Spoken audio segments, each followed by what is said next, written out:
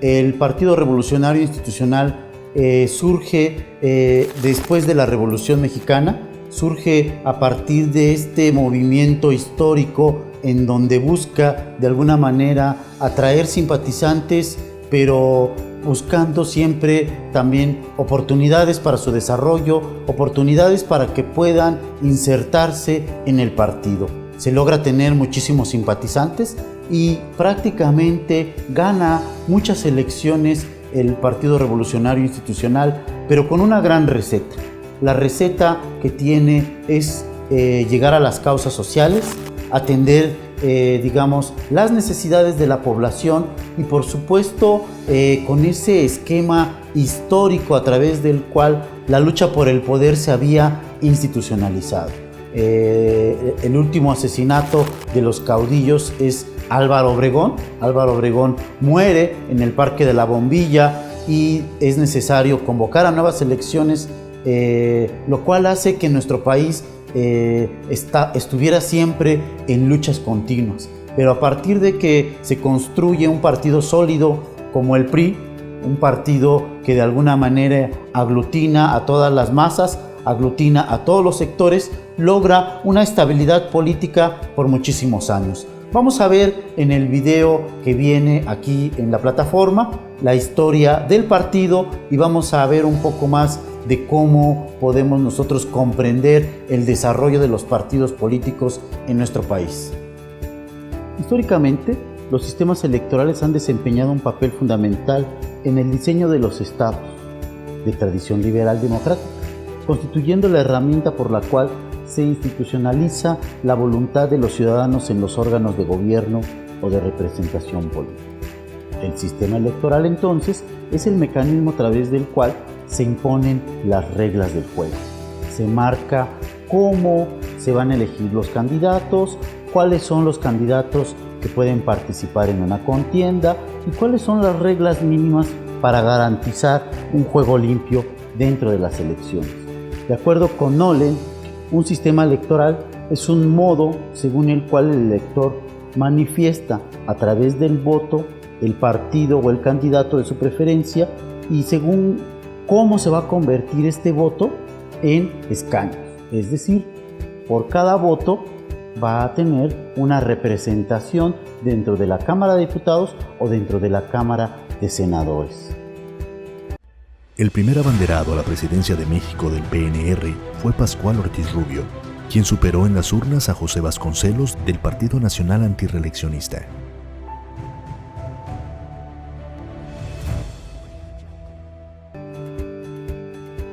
¿Cómo se elegía a los representantes de los partidos políticos o cómo se fue construyendo esta representación en nuestro país?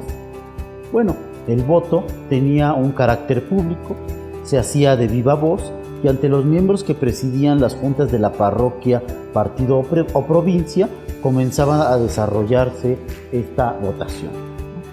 La representación política en nuestro país, por tanto, es un mandato delegado, es decir, nosotros ponemos a un representante para que obedezca nuestras necesidades y para que obedezca cuál es el tipo de condición que tenemos.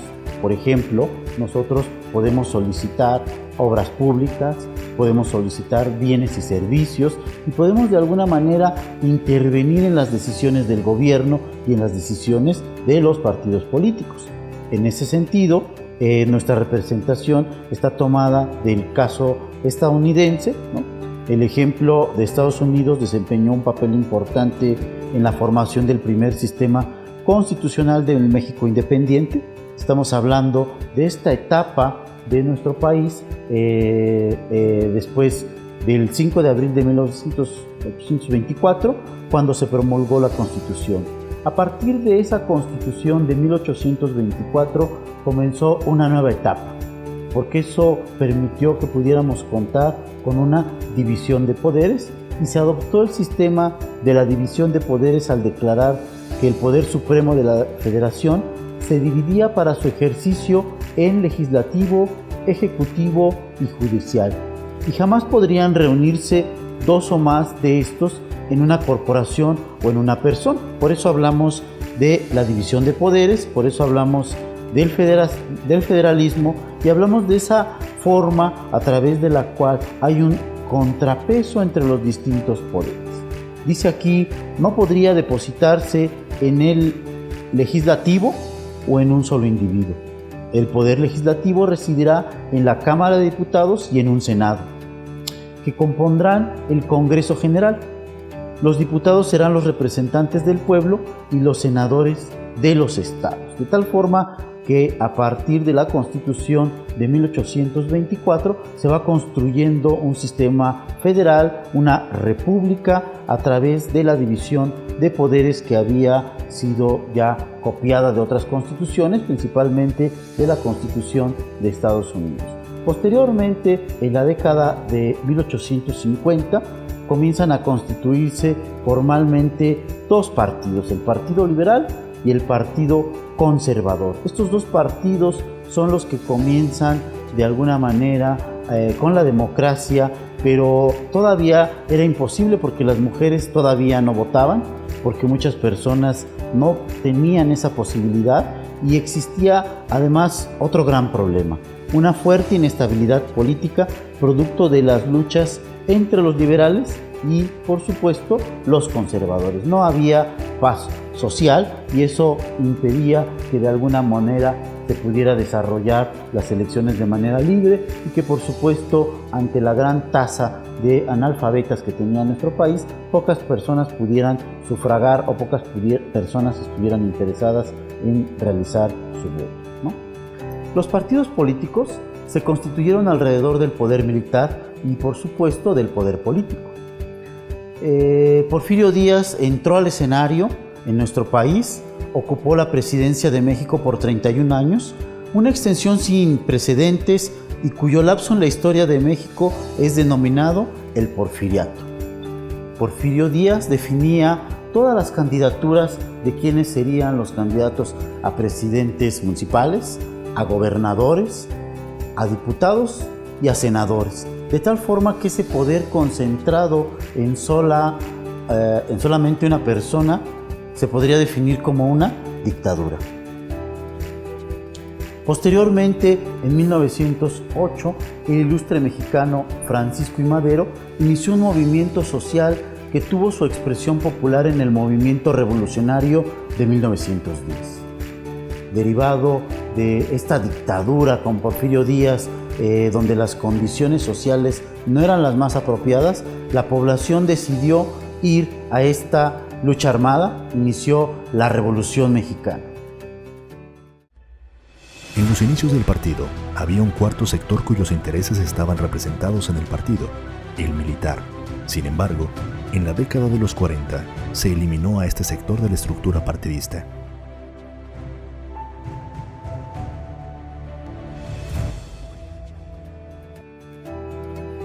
Y en ese reacomodo de fuerzas fueron asesinados los jefes revolucionarios Emiliano Zapata en 1919, Venustiano Carranza en 1920, Francisco Villa en 1923, y ante la gran inestabilidad política que existía en ese momento, muchos de los partidos políticos que existían en ese momento tuvieron que definir un candidato, tuvieron que hacer frente a esta gran inestabilidad política que tenía nuestro país y se unieron en 1924 varios partidos políticos para llevar al poder a Plutarco Elías Calles.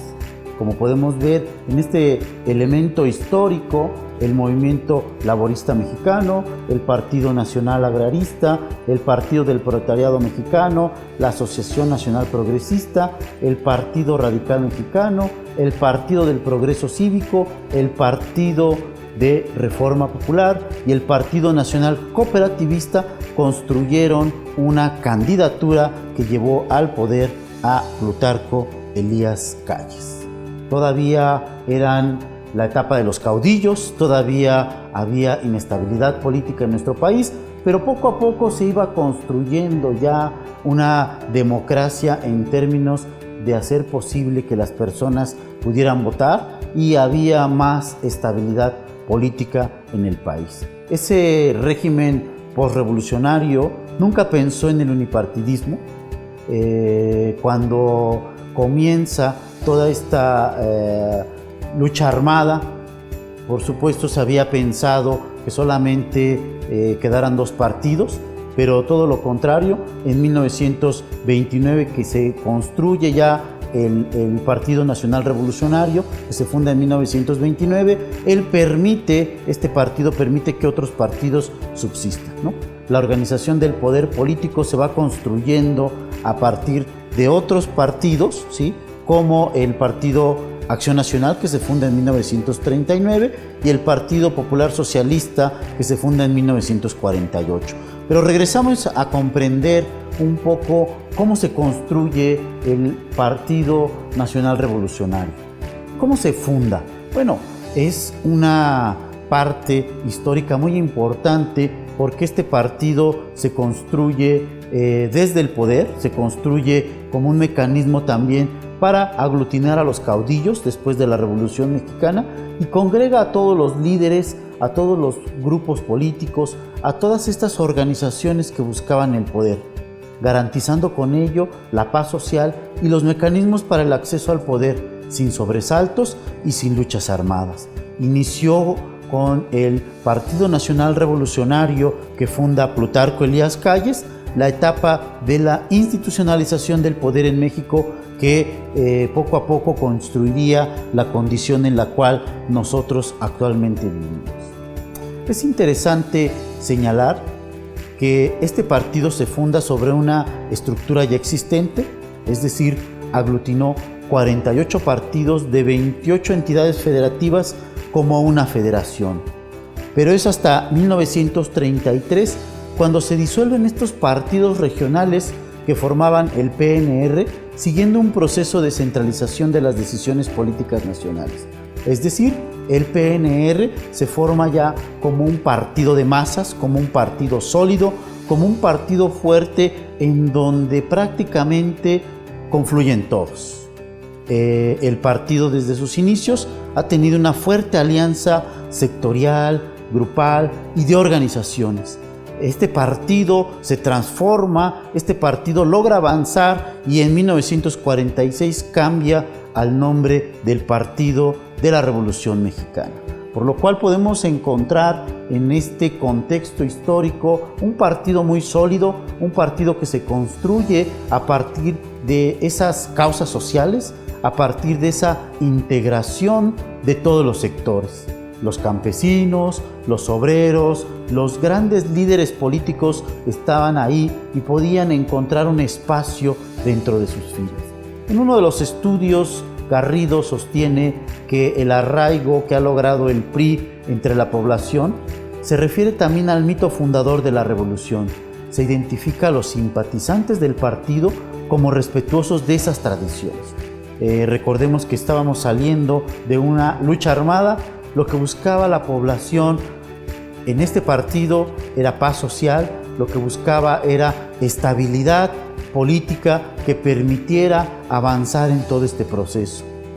Posteriormente, en 1938, se modificó el nombre del partido a Partido de la Revolución Mexicana por sus siglas, y este partido tuvo como principal elemento aglutinar a las grandes masas, incluso al sector militar, y establecer diversos grupos políticos alrededor del partido, como la Confederación de Trabajadores de México, la Confederación Nacional Campesina y la Confederación Obrero Patronal, entre otras. Las causas sociales son lo que hicieron que mucha gente se pudiera integrar al partido, y además era un partido de masas, un partido no elitista, un partido que de alguna manera podía integrar dentro de sus filas a una gran población. Otro estudio realizado por Reveles sostiene que en 1938 se logra la refundación del partido al garantizar una transformación del partido de caudillos a la institucionalización a partir de la figura del presidente de la República. Cuando comienza este partido a ganar muchas elecciones, cuando comienza este partido a consolidarse, por supuesto, nos habla de un proceso de paz social, de un proceso de institucionalización del partido. En ese proceso se obtuvo una gran filiación partidista por parte de la gran masa de trabajadores, los sindicatos adherieron y se garantizó también una estabilidad política y económica en el país. Es interesante señalar que en esta etapa estamos hablando del milagro mexicano, de esa etapa en la cual nuestro país tenía un crecimiento muy alto, en donde después de la Segunda Guerra Mundial se logró que nuestro país pudiera tener muchas fábricas, manufacturas, empleo, y este milagro mexicano permitió establecer acuerdos con todos los sectores, porque el partido político contaba también con un gran arraigo y simpatía de todos los ciudadanos, de tal forma que cuando nosotros hablamos del PRI, estamos hablando de un partido que se construyó históricamente y que permitió de alguna manera garantizar la estabilidad política, pero también garantizar este beneficio social a las grandes masas.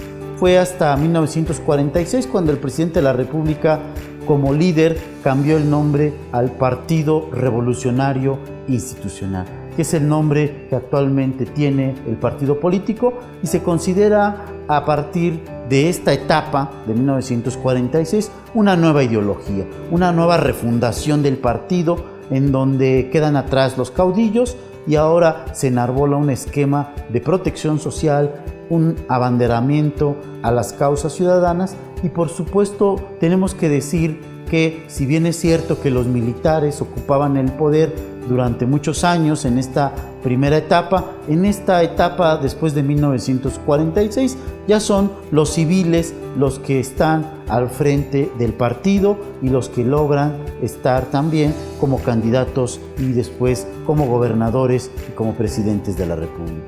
Incluso el sector militar fue excluido del partido, es decir, ya los militares no participaban dentro del partido y siguieron dando una gran simpatía, grandes militantes, y con el lema democracia y justicia social se estableció un nuevo orden en las metas del partido, de tal forma que este nuevo pacto con la sociedad generó también que los empresarios, que los inversionistas, que las amas de casa y todos los que formaban parte de este partido pues estuvieran contentos, estuvieran de alguna manera felices por la paz social que tenía el partido en esos momentos. El partido, bajo este esquema, tuvo una fuerte incidencia social en las organizaciones, y podemos hablar de que el partido en ese momento, en 1946, ya se cristaliza. En ese momento el partido de alguna manera logra atraer a las grandes masas, y por eso vamos a encontrar en este gran periodo de 1946 a 1976 a 1980 una gran estabilidad política. No había sobresaltos en la economía, no había sobresaltos sociales, porque de alguna manera todos tenían un espacio dentro del partido, y la oposición, por supuesto, el Partido Acción Nacional y otros partidos que eran de derecha y de izquierda podían participar también dentro de las contiendas electorales. Incluso dentro de la reforma electoral de 1977 se logra que la oposición tenga espacios y tenga diputados, se les denominaban diputados de partido dentro de la Cámara de Diputados. Con la reforma de 1977, por supuesto, cambian estos diputados de partido y ahora se convierten en los representantes plurinominales. Si teníamos nosotros 300 distritos, se agregan 200 distritos más para que ahora contemos con 300 distritos, pero divididos entre la representación proporcional y la mayoría relativa. Vamos ahora a ver este video que nos habla precisamente de cómo pasamos de un político caudillo a un político que ya no forma parte de la Revolución Mexicana, sino a un líder social, a un líder en donde pareciera que las instituciones son más importantes que los caudillos.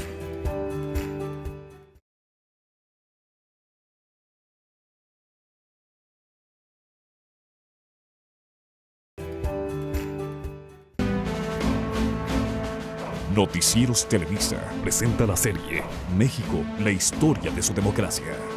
Soldados de la República, la guerra ha terminado.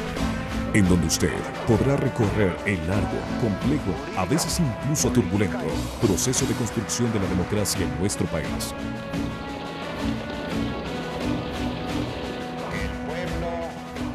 La democracia es un asunto que nos incumbe a todos. Por eso es tan importante conocer su historia, a veces dramática, a veces heroica, por fortuna casi siempre pacífica. En esta serie se documenta la lucha que varias generaciones de mexicanos emprendieron para transitar hacia un régimen en el que la competencia entre partidos fuese una realidad y la alternancia en todos los niveles de gobierno una posibilidad. Patrióticamente, el cargo de presidente de la República. Un régimen que, pese a las limitaciones que todavía enfrenta la mayoría de los mexicanos, aceptamos como democrático. La democracia ha sido tarea de muchos hombres y mujeres a lo largo de muchos años. Hombres y mujeres de diversas ocupaciones, de las más variadas ideologías y de todas las filiaciones partidistas. Hombres y mujeres unidos por un propósito común: construir una democracia para todos. La serie parte así de dos premisas fundamentales. Primera, que la evolución en las condiciones de competencia entre los partidos, lograda a partir de modificaciones progresivas a las leyes e instituciones electorales, ha vuelto inciertos los resultados de las elecciones, lo que permite hablar de una transición a la democracia en México. La segunda premisa es que una visión completa, equilibrada y justa del cambio democrático exige reconocer tanto la convicción y el empuje de las personas y los grupos opositores, como las decisiones y posiciones asumidas en momentos cruciales por funcionarios gubernamentales y figuras políticas del partido en el poder. Un proceso de cambio democrático puede enfocarse desde distintas perspectivas: el surgimiento de una cultura ciudadana democrática, la apertura de los medios de comunicación, la movilización de organizaciones sociales independientes, e incluso las circunstancias del exterior. En esta serie se hará referencia a todos aquellos aspectos que influyeron en la construcción de la democracia en México. Pero el énfasis estará puesto en las reformas a las leyes e instituciones que norman las elecciones. Durante la próxima serie, usted conocerá, recordará, escuchará y verá a quienes fueron los protagonistas de la historia de la democracia en México. Noticieros Televisa ha recabado el testimonio de hombres y mujeres que fueron actores o testigos del cambio democrático.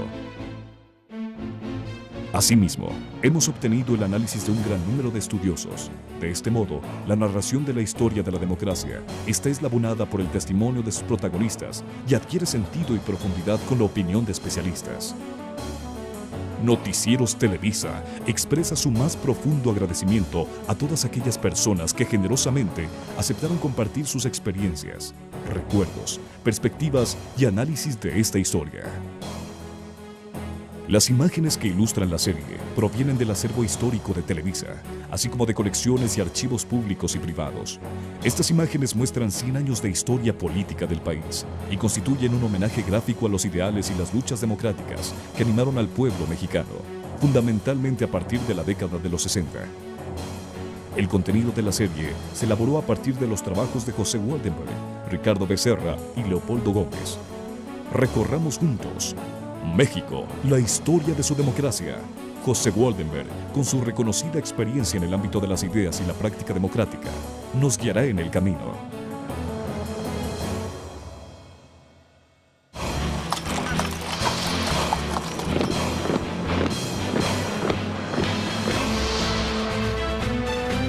Soldados de la República, la guerra ha terminado.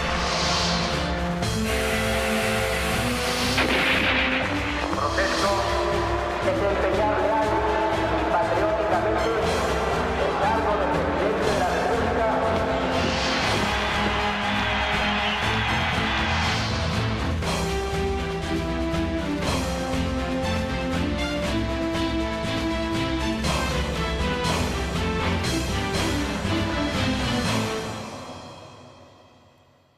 El sistema político mexicano del siglo XX fue singular. A diferencia de otros sistemas en América Latina, el mexicano tuvo una naturaleza incluyente. mientras que las dictaduras latinoamericanas usaron la represión para desalentar, contener o detener a los sectores populares, el régimen mexicano incorporó deliberadamente a las masas a la vida política y tejió una red de alianzas principalmente con los obreros, los campesinos y los empresarios.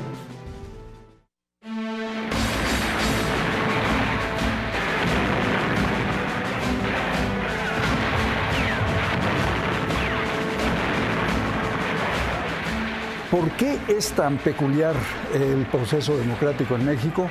Porque nace de una revolución, simplemente. La revolución legitima. La revolución le dio legitimidad a partir de la Constitución de 1917 a los sucesivos regímenes revolucionarios.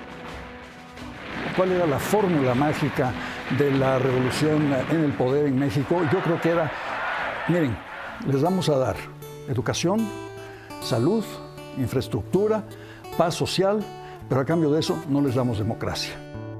Acepten ustedes todos los bienes que les vamos a dar, menos el de la democracia. Y el sistema funcionó, pues había una continuidad de los regímenes revolucionarios y que ofrecían y daban esta promesa de estabilidad, de paz, de desarrollo, pero sin democracia. El apoyo al régimen siempre estuvo acompañado de la posibilidad de influir en las decisiones gubernamentales y obtener beneficios materiales y simbólicos. Eso facilitó la cooptación de individuos y grupos organizados, conducir los cambios con mayor facilidad y encauzar la energía de las masas populares. Pues era un autoritarismo incluyente. El hecho de que todos podían entrar allí mientras aceptaran las reglas centrales del juego. No había discriminación por ser de izquierda, por ser de derecha, católico, ateo, simpatizante del marxismo o del fascismo. Solamente los extremos se quedaban fuera y los no disciplinados.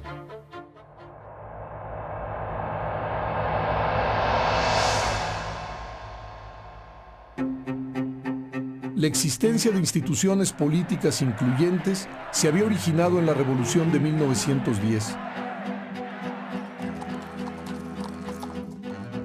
El porfiriato había logrado pacificar al país después de décadas de guerras civiles e invasiones y había logrado un apreciable crecimiento económico.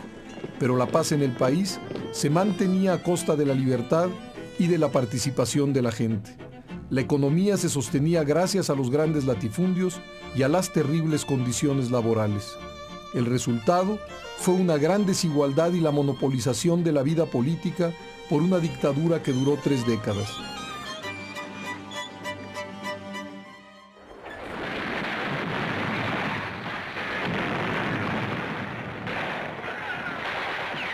La revolución fue una reacción a esa desigualdad y a la falta de oportunidades políticas. Una de las principales demandas de los revolucionarios fue la democracia, como lo evidencia el lema maderista: sufragio efectivo, no reelección. El gobierno de Francisco I. Madero fue, sin embargo, inestable.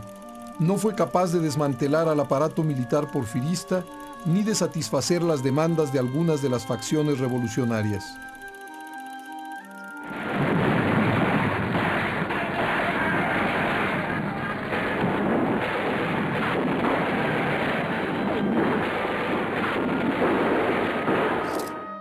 Con la traición de Huerta a Madero, se reavivó el movimiento revolucionario con demandas adicionales.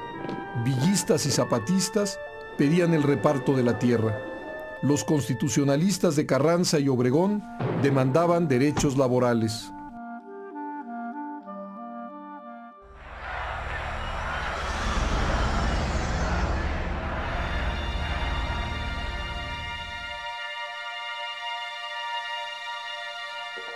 En varios sentidos, la Constitución de 1917 sintetizó los reclamos de los distintos grupos revolucionarios.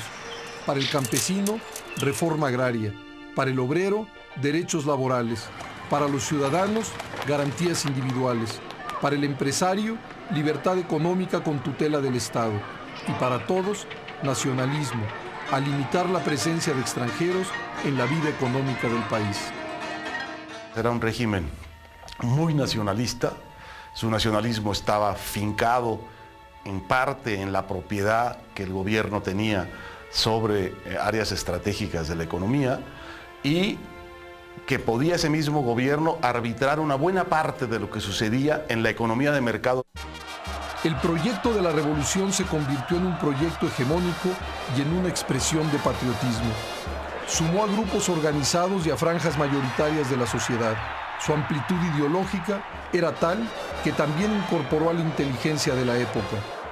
El rol de los intelectuales fue de apoyo mayoritariamente a la revolución, porque estaba amenazada por esos tres factores: los Estados Unidos, el clero y el latifundio. Entonces era casi una prescripción para el intelectual de la época asociarse, como lo hicieron prácticamente todos los intelectuales mexicanos, a los regímenes de la revolución. Sumó, en un momento determinado, a personajes tan disímbolos como José Vasconcelos, Manuel Gómez Morín o Vicente Lombardo Toledano. Asimismo, a los muralistas Diego Rivera, José Clemente Orozco y David Alfaro Siqueiros, pero también a escritores jóvenes como Carlos Pellicer y Salvador Novo, o a pensadores como Antonio Caso. Son grandes constructores de México, los intelectuales. Y se entiende, el país había vuelto a nacer con la revolución, cuyo objetivo era mejorar la condición de los pobres, de los campesinos y de los obreros, educar al pueblo y defender la soberanía nacional. Bueno, ¿quién puede estar aún ahora en contra de esos ideales? Quedaron muy pocos espacios ideológicos para que emergiera un proyecto alternativo. La revolución creó su propia constelación de héroes y mitos, lo que ayudó a legitimar el nuevo orden político.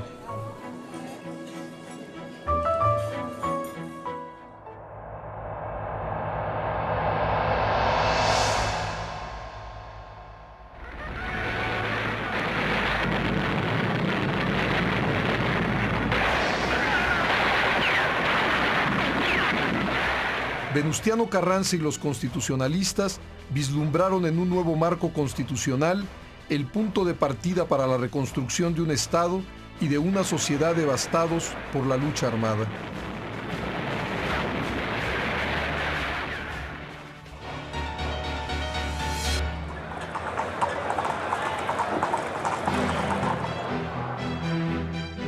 La Constitución de 1917 promovió una presidencia fuerte, capaz de encabezar la transformación del país.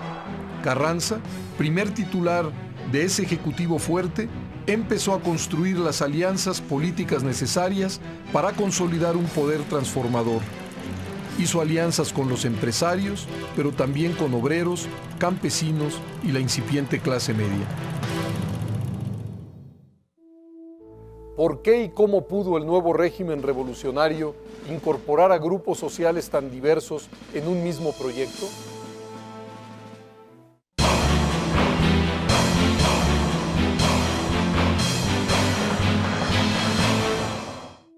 Muy pronto, en el nuevo régimen revolucionario, la sucesión presidencial se convirtió en una causa de inestabilidad política de la vida nacional. Los jefes revolucionarios, jefes del ejército, en cada coyuntura preelectoral se enfrentaban, generando rebeliones.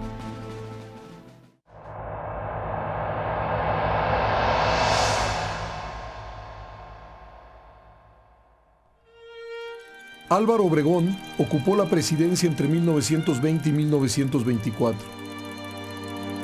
Su gobierno emprendió una cruzada a favor de la enseñanza y la cultura. Pero al finalizar su mandato, la lucha por la presidencia contaminó otra vez la vida política. Luego de una rebelión encabezada por Adolfo de la Huerta, Plutarco Elías Calles fue electo para suceder a Obregón. Pero otros generales de la revolución también querían y se sentían con derecho de presidir al país. México no atinaba a encontrar formas estables y aceptadas de llegar al poder y transmitirlo. Bueno, un país muy convulsionado, imagínense ustedes, no terminaba la lucha armada. Aquí es donde pudiéramos decir que Calles es el primer presidente de la época de la Revolución que logra administrar, digamos, el país en una relativa paz. En 1928, el país todavía resentía frecuentes convulsiones políticas. Las intrigas y balas eran expedientes de curso común. En la Ciudad de México apenas se vislumbraba cierta prosperidad. Una casa en la calle de Tacuba, en el centro de la ciudad, se compraba en 10,000 pesos. Pero con 10 centavos, el precio del periódico, cualquiera se percataba de que la vida política del país transcurría entre pactos, rompimientos, balaceras y motines. La lucha por la sucesión presidencial se resolvía a través de rebeliones militares que, triunfantes o sofocadas, daban pie a rituales electorales que solo confirmaban lo que había sucedido en los campos de batalla.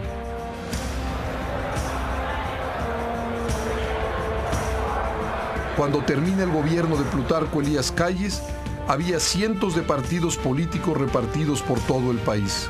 El general Álvaro Obregón se lanzó por la reelección, traicionando así un postulado central de la lucha revolucionaria.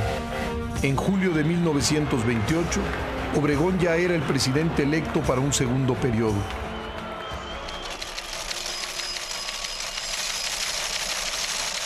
El martes 17 de julio de 1928, Obregón fue asesinado en el restaurante La Bombilla de San Ángel, al sur de la Ciudad de México. La violencia parecía de nuevo ensombrecer al país y al gobierno. El presidente Calles evitó el rompimiento de la unidad revolucionaria con una importante iniciativa.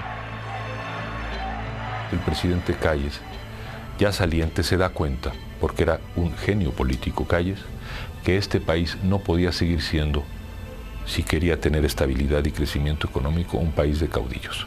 Y él mismo es quien acuña la frase en un célebre discurso: debemos pasar de un país de caudillos, más o menos dijo eso, a un país de instituciones. Y entonces funda el Partido Nacional Revolucionario. Plutarco Elías Calles convocó a uno de los actos de mayor trascendencia en la historia política del país, la creación del Partido Nacional Revolucionario, el PNR, el abuelo del PRI. El PNR nació en marzo de 1929 como un frente amplio que reunió a casi 150 partidos políticos encabezados por distintos caudillos a lo largo del país. Y ya el pacto era: los que sobrevivimos ya no nos matemos, repartámonos el poder. Fue un pacto. Con la creación del PNR se inició una primera etapa de formación de instituciones capaces de contener y guiar la energía política generada por la revolución. Pero sobre todo, el PNR aglutinó a los caudillos de la lucha armada y a los caciques locales en una sola institución. El PNR, al lado del presidente de la República, se convirtió en el espacio donde se pugnaba por el poder y se negociaban sus beneficios. Gracias al PNR, Calles afianzó y legitimó su liderazgo en la designación de los candidatos a la presidencia con el apoyo de una base social organizada. Sin reelegirse formalmente, Calles se convirtió en el líder indiscutible, en el jefe máximo de la revolución. La hegemonía del PNR se consolidó en 1933 con la ampliación de la no reelección presidencial a la de diputados y senadores. Calles pretendía asegurar para sí mismo una influencia decisiva en la selección de los candidatos del PNR. En los hechos, era quitar capacidad de decisión a los ciudadanos y transferirla a la jefatura máxima. Con la intención clara de cohesionar al aparato revolucionario ya electoral en ese momento, el jefe máximo, no el presidente del partido, no el presidente de la República, sino el jefe máximo de la revolución, que era Calles, decide impulsar que ya no se puedan reelegir los diputados para consolidar su poder dentro del partido. Pero cuando Calles consolidaba su poder y su proyecto de país, se presentó un giro no previsto. Aún dentro del PNR, las organizaciones de masas campesinas y obreras pugnaban porque se cumplieran las promesas de la revolución. En 1934 llegó a la presidencia el general Lázaro Cárdenas. ¿Con quién se alió Cárdenas y cómo hizo para consolidar su poder? ¿Qué significó el gobierno del general Lázaro Cárdenas?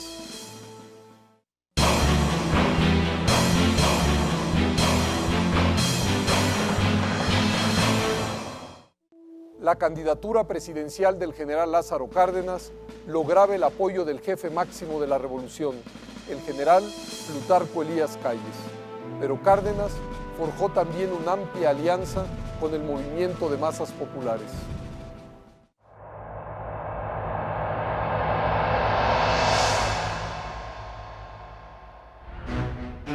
Fueron principalmente los sectores más progresistas del país en esa época los que se pronunciaron a favor de su candidatura.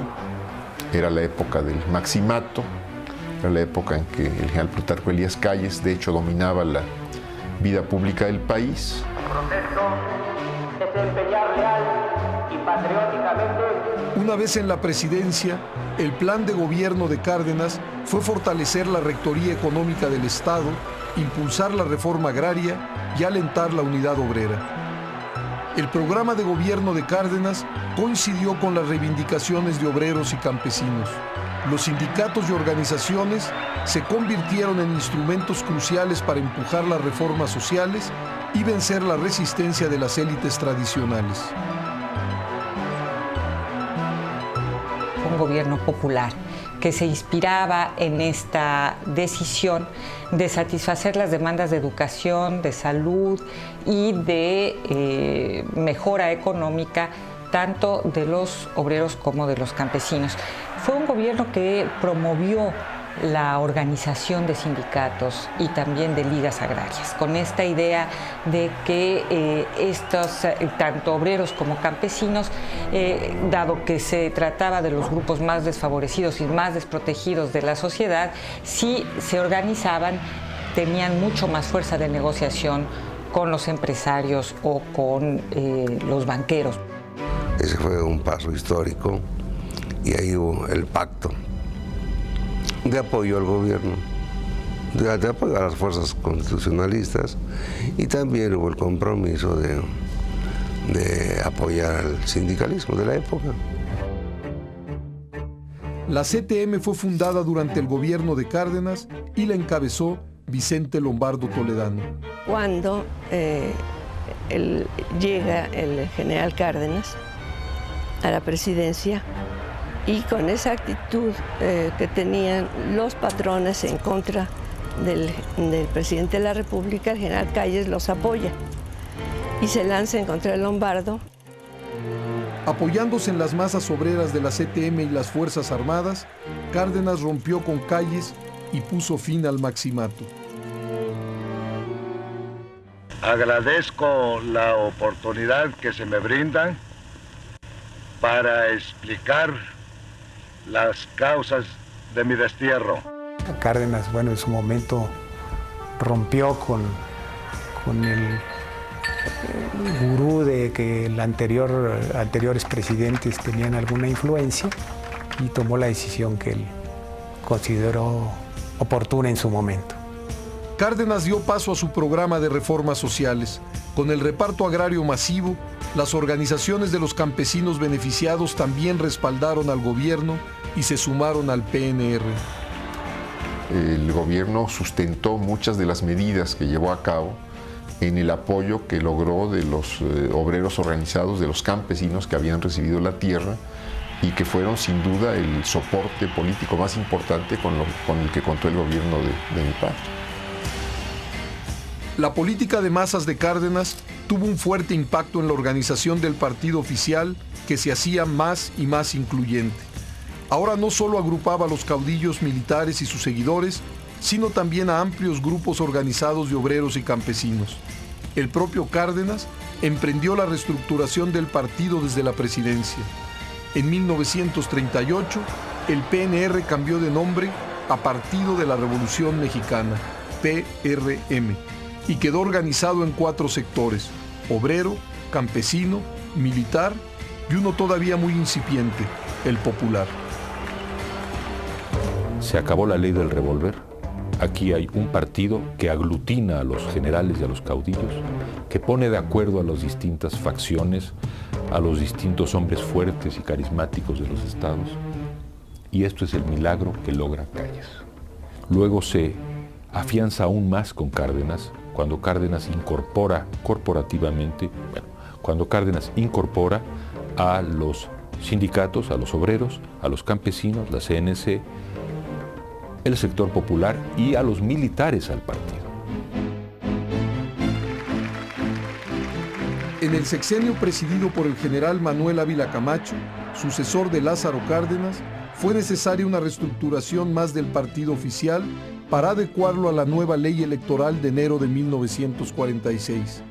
En ese año, el partido asumió su nombre actual, Partido Revolucionario Institucional, PRI, integrado por 3 sectores, el obrero, el campesino y el popular, de creciente importancia. Y si así no lo hiciere, que la nación me lo demande. El siguiente candidato del PRI fue el licenciado Miguel Alemán Valdés. Con él se iniciaron 8 sexenios presididos por civiles. El primer programa que se transmitió por la televisión mexicana fue el 4º informe de gobierno de Miguel Alemán, el 1 de septiembre de 1950.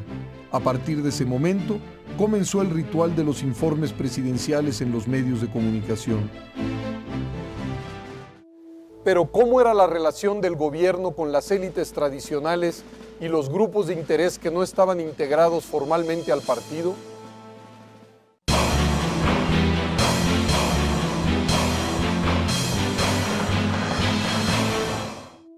La revolución limitó el poder de los grupos dominantes tradicionales, los hacendados, los militares, la iglesia y los empresarios.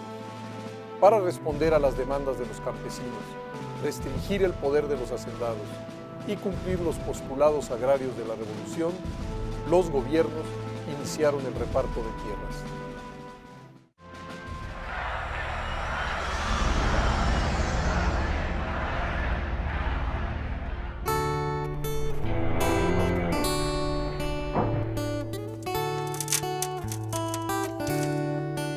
El reparto de la tierra, el terminar con el latifundio, el poner a campesinos en posesión de la tierra como instrumento de trabajo, como instrumento también para elevar condiciones de vida y abrirse a nuevas oportunidades. Esto es lo que trajo fundamentalmente la pacificación del país. Con Álvaro Obregón comenzó la institucionalización del ejército. Los militares regresaron a los cuarteles y se redujo la milicia. Con Calles, los caudillos militares y los caciques locales se aglutinaron en el PNR, a través del cual se distribuían el poder y los beneficios de la revolución. Una obsesión de los militares triunfantes es deshacerse de los militares rivales. Y esto lo van consolidando poco a poco conforme van institucionalizando el ejército y van separando a los militares de la política. Con lo cual le quita el peso en la institución armada a los militares que olían a pólvora, a los militares que venían de una trayectoria efectivamente de combate, que habían hecho la guerra en distintos momentos. Cárdenas incluyó a los militares como un sector del PRM y Ávila Camacho acabó por subordinarlos al poder civil.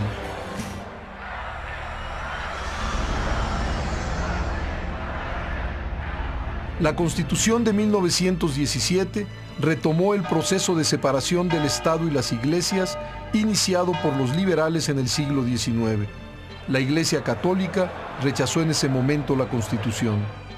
La Constitución entonces establece, no solo con un carácter liberal de separación Estado-Iglesia que había tenido la Constitución de 1857, sino que se le agregan elementos radicales en donde el anticlericalismo, el positivismo y otras formas de exclusión de lo religioso de la vida pública se transforman en leyes. La respuesta del gobierno de Calles a la actitud de la Iglesia fue suspender el culto. Los grupos católicos más radicales reaccionaron tomando las armas contra el gobierno, produciéndose una auténtica guerra civil conocida como la Guerra Cristera.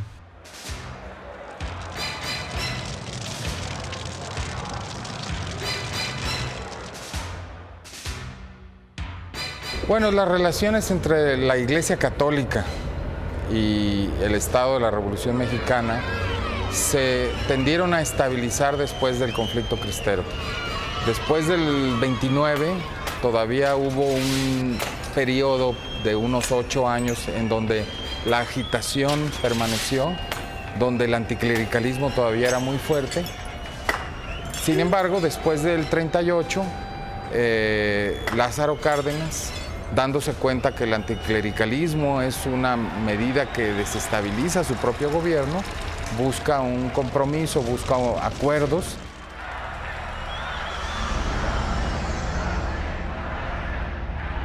Algunos gobiernos extranjeros y algunas empresas, en especial norteamericanas, representaron una fuerte amenaza para el régimen, pues no reconocían la autoridad del Estado mexicano en nuestro territorio.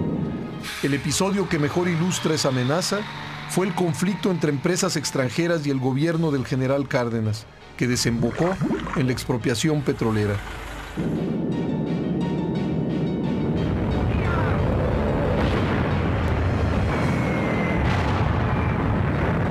Con todo, a partir de 1940, en el marco de la Segunda Guerra Mundial, comenzaron a normalizarse las relaciones entre el gobierno mexicano y aquellos gobiernos y empresas extranjeras. El conflicto del petróleo estalla la huelga en mayo de 1937. Los trabajadores petroleros, dirigidos por la CTM de Lombardo Toledano, van a la Junta de Conciliación y Arbitraje a plantear este trabajo de huelga. El fallo de la Corte fue en el sentido que estaban absolutamente capacitadas de dar todo lo que los trabajadores pedían. Las compañías se oponen a este fallo, a este laudo. La desobediencia de las compañías petroleras, la soberbia con la que procedieron las compañías extranjeras, desconociendo o no acatando una resolución de la Justicia Nacional, de la Suprema Corte de Justicia. Esto fue lo que llevó y que abrió la oportunidad para rescatar el petróleo y ponerlo al servicio del desarrollo del país. Es el interés público de los mexicanos y aún de los extranjeros que viven en la República y que necesitan de la paz y la dinámica de los combustibles para el trabajo. Es la misma soberanía de la nación que quedaría expuesta a simples maniobras del capital extranjero. Se trata de un caso evidente y claro que obliga al gobierno a aplicar la ley de expropiación en vigor. El discurso con que el general Cárdenas anunció la expropiación petrolera se transmitió por radio. Las familias se reunían alrededor de la radio para escuchar los programas de estaciones como la XCW, la voz de la América Latina desde México.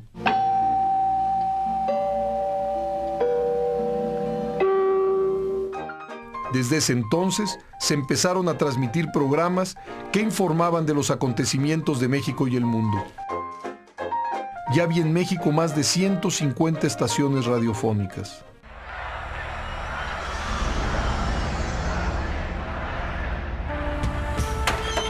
A su vez, el poder de negociación de los empresarios nacionales se derivaba de su capacidad económica. Las grandes centrales, las cámaras y las cúpulas empresariales eran organizaciones muy fuertes que tenían gran influencia en la opinión pública y poder de negociación con el gobierno. A partir de los sexenios de Manuel Ávila Camacho y Miguel Alemán, poco a poco se fue tejiendo una alianza tácita entre gobierno y empresarios. El gobierno se comprometía a generar condiciones legales y políticas que dieran certidumbre y confianza a las empresas, así como una considerable protección a las mexicanas. De su lado, los empresarios se comprometían a invertir, crear empleos y contribuir al crecimiento de la economía. El empresariado, sobre todo el nacional, se volvió un apoyo adicional al régimen. Lo conseguía apoyándolos, redistribuyendo frutos del crecimiento, aunque siempre de una manera limitada y discrecional. ¿A qué mecanismos recurría el régimen autoritario mexicano una vez consolidado para mantener los equilibrios entre el capital y el trabajo y entre las grandes fuerzas políticas que actuaban en el país?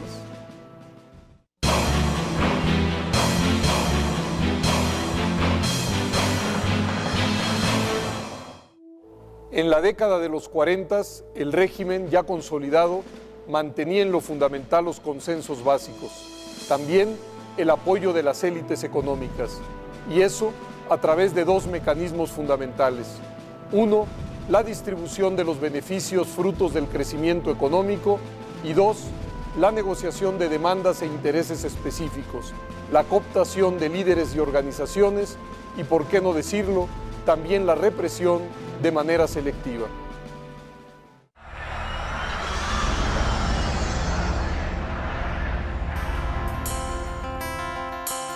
Bueno, era un régimen autoritario sin ser dictatorial, ni ser policíaco. Era un régimen autoritario sin ser un régimen ideológico, sin ser una dictadura ideológica. Los gobiernos posrevolucionarios no se obsesionaron por controlar lo que los individuos pensaban, creían o incluso expresaban, como sucede en regímenes totalitarios. En su esquema formal, México era una democracia y la estructura constitucional daba derecho a todas las libertades políticas, incluidas las de pensamiento y expresión. En la práctica, claro que no. Cuando empezaban a tener capacidad de movilizar independientemente a otros grupos sociales, en ese momento sí entraba la limitación. Para limitar y contener, primero se cooptaba, se ofrecían beneficios económicos y políticos.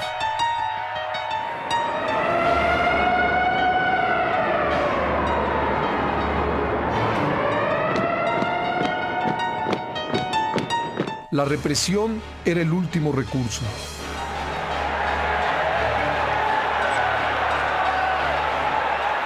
Además, el sistema corporativo contaba con mecanismos de control de las organizaciones sociales. Dichos mecanismos incluían desde una gama de recompensas hasta amenazas, a veces cumplidas.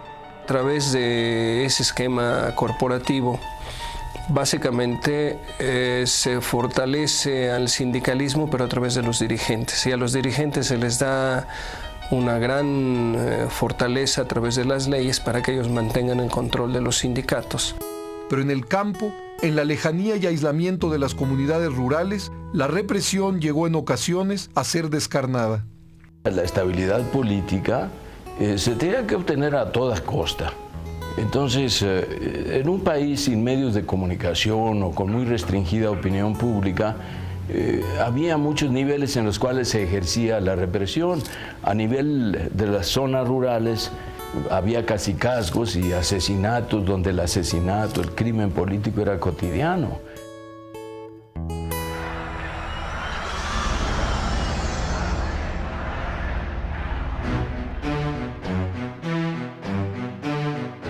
A partir de 1958, el país comenzó a sentir los frutos del crecimiento económico con estabilidad de precios. Es la etapa que se conoce como el desarrollo estabilizador. Fueron 12 años ininterrumpidos en que la economía mexicana creció a un promedio anual de más del 6%.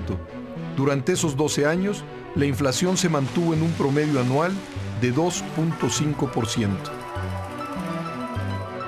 El desarrollo estabilizador representa una política de sustitución de importaciones, o sea que se ponen dificultades a las importaciones mediante aranceles elevados o en aquella época permisos de importación que facilitaban la producción interna de esos productos que antes se importaban.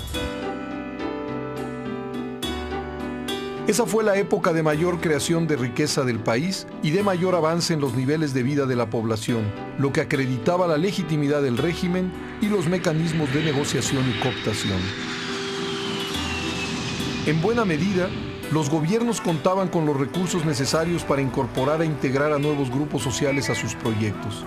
Tenían la capacidad de responder a las demandas económicas y sociales de una población que también crecía. El Estado mexicano fue aumentando sus áreas de acción y cada área económica que controlaba directa o indirectamente el Estado daba para nombrar, para dar puestos, y luego la parte corporativa, que desde luego estuvo casi desde el inicio allí. Entonces, a través de los sindicatos y todo tipo de organizaciones, a los dirigentes se les daba privilegios. La represión vino realmente como último recurso. En general, el régimen mexicano, que se basó en el PRI, prefería comprar que reprimir. Era un régimen que podía premiar y castigar con gran facilidad, tanto en el orden político como en el orden económico. La verdad, uno se sorprende de por qué un gobierno con tantos poderes al final fue un gobierno tan poco despótico, tan poco dictatorial. Quizá porque nadie duraba demasiado tiempo en la cúpula, quizá porque los presidentes no podían reelegirse. El hecho de que el Estado mexicano fuera un actor económico importante durante esa etapa permitió al gobierno canalizar discrecionalmente recursos bajo un esquema clientelar. El PRI desarrolló una compleja cadena, una compleja red de clientelismo, en parte corporativo, en parte autoritario, pero en parte un clientelismo que opera también en sistemas democráticos. Esta red clientelar, que no necesariamente es incompatible con un régimen democrático, se traducía desde luego en una votación abrumadora en favor del PRI. Medio siglo después de que se inició la Revolución de 1910, México había pasado de 15 millones a cerca de 50 millones de habitantes. El sistema educativo nacional atendía menos de 800,000 niños y jóvenes en 1910. A fines de los 60, atendía a más de 11 millones de estudiantes, desde preescolar hasta educación superior. En 1910, solo 3 de cada 10 mexicanos sabían leer y escribir. Hacia 1968, 8 de cada 10 estaban alfabetizados. Los mexicanos que nacían en 1910 tenían una esperanza de vida de 30 años. Los que nacían a finales de los 60 tenían una esperanza de vida de 62 años. De esta manera, se garantizaba legitimidad electoral, paz política y éxito económico. Este último, el éxito económico, se convirtió en uno de los principales pilares de la estabilidad política del país.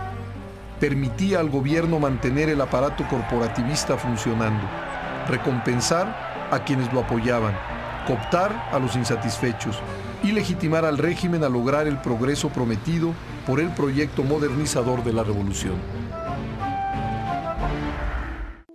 De hecho, parecía que México había logrado forjar un ejemplar círculo virtuoso, estabilidad política y desarrollo. El círculo virtuoso se cerraba con el ritual electoral, elecciones periódicas, formalmente democráticas, pero donde ganadores y perdedores se encontraban predeterminados.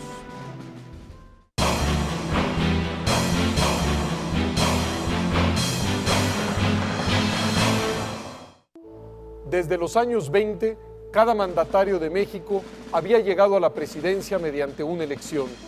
A diferencia de lo que ocurría en la mayor parte de Latinoamérica y en buena parte de Europa, en México no dejaron de celebrarse elecciones periódicamente.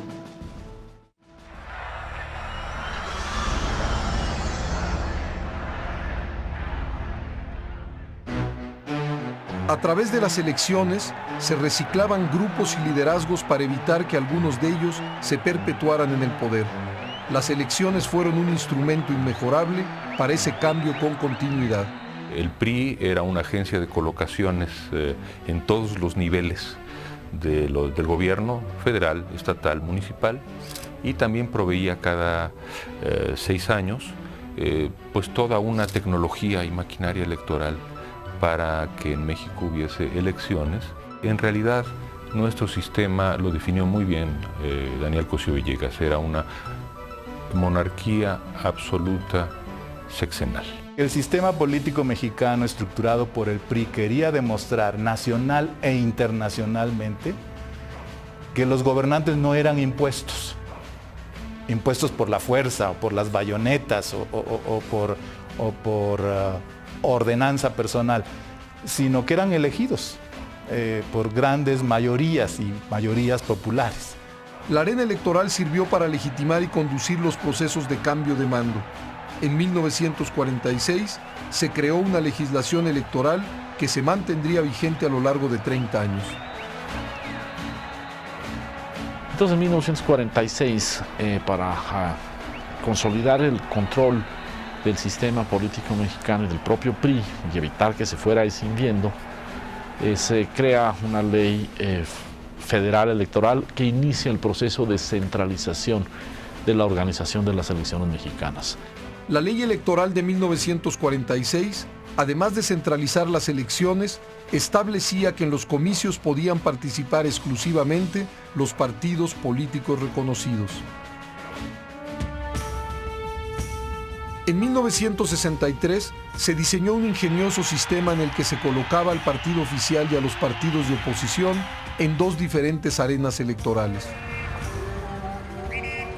Entonces se crean los llamados diputados de partido, que por cada 2.5% que tuviera un partido político se le daban 5 diputados y después por cada 0.5% se le daba un diputado adicional hasta llegar a 20.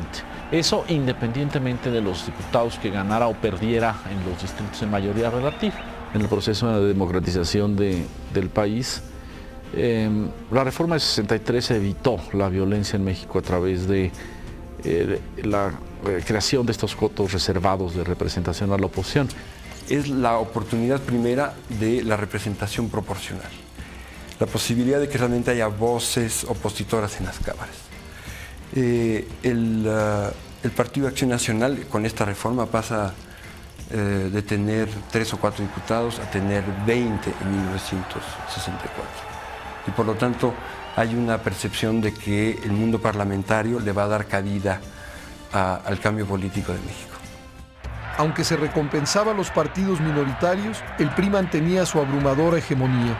El PRI contaba con todos los instrumentos del Estado para garantizar un triunfo electoral y eso lo convierte en un partido hegemónico de Estado. Pero desde luego que nadie puede negar que el PRI, sobre todo en sus primeros años, tuviera una gran legitimidad derivada de la revolución. El PRI realmente tenía legitimidad entre muchísimos sectores de la sociedad que se traducían en votos auténticos, en votos reales. El Partido Acción Nacional, PAN, había nacido en 1939 y durante muchos años fue la principal oposición electoral al régimen autoritario. Hay que darle el crédito histórico al PAN. Ese partido de centro derecha, fundado por Manuel Gómez Morín en 1939, recobró la vieja bandera democrática de Madero y la bandera que José Vasconcelos también había enarbolado en el año de 29. Manuel Gómez Morín creía en la democracia electoral para México. La defendió a capa y espada mientras vivió y mientras fue presidente del PAN. Y quiero decir que a ese partido, más que a ningún otro, debe de acreditársele el haber defendido los ideales de la democracia. Su fundador, Manuel Gómez Morín, sostuvo una franca oposición al gobierno de Lázaro Cárdenas. El gobierno de Cárdenas había sido un régimen que hubo grandes trastornos sociales, vino toda la reforma agraria, los sindicatos adquirieron mucha fuerza con la presencia de Lombardo que apoyó a Cárdenas, y la impresión de mi padre, y yo creo que de todos los que pensaban como él, es que el régimen había sido un gran desorden y que ese no era el camino que debía seguir México. Cuando Gómez Morín se lanza en la formación de un nuevo partido es porque él piensa que ha llegado el momento de que sean las gentes que saben hacer cosas, que tienen el conocimiento. Es el momento de que lleguen al poder y que desde el poder contribuyan a la construcción de un nuevo país. Algunos grupos políticos de izquierda también concurrieron a la arena electoral. Es el caso del Partido Popular Socialista, PPS, que había sido fundado por Vicente Lombardo Toledano.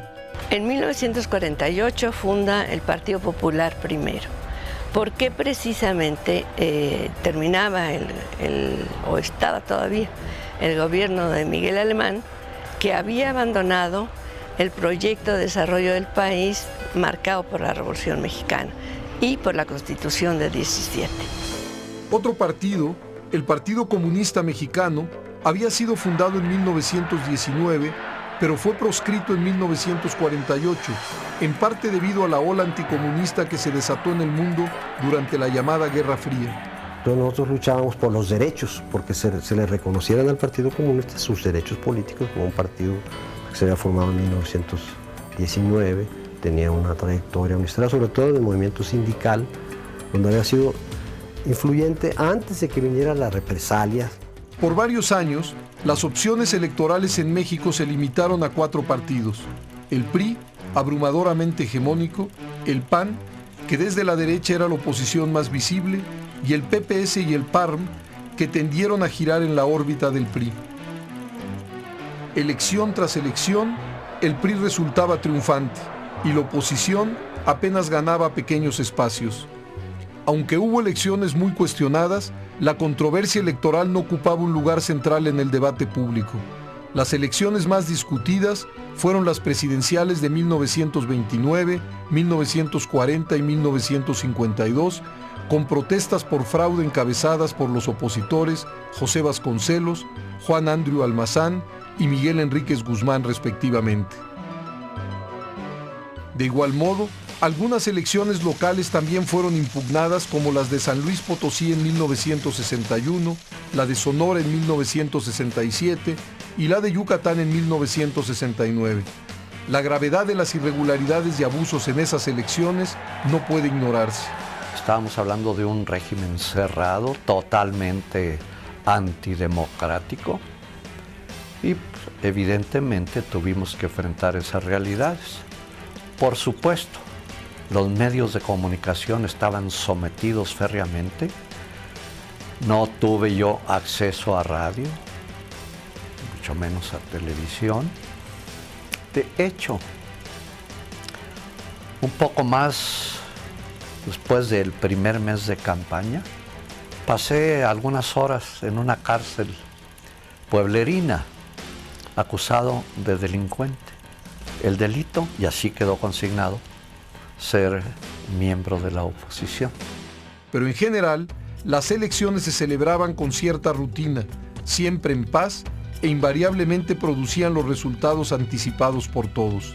Independientemente que las elecciones hayan sido un ritual, hayan sido inequitativas, frecuentemente ilegales, el hecho es que hubo elecciones en México.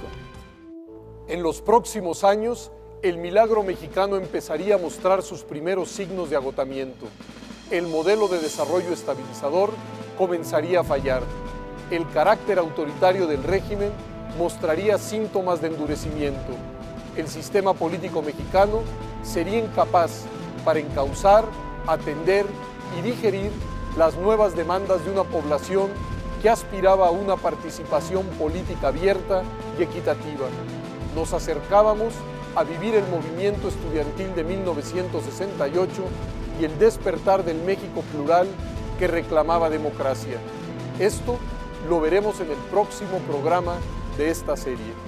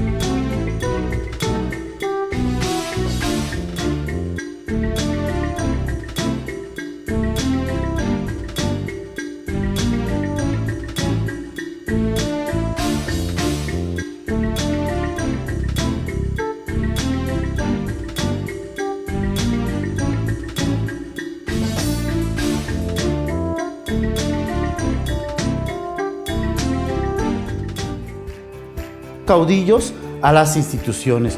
Poco a poco se va construyendo el andamiaje democrático que nos permite hoy contar con instituciones sólidas, que nos permite contar sobre todo con una paz social y con democracia a partir de el respeto a nuestros derechos y por supuesto una condición social de muchos beneficios para nuestro país.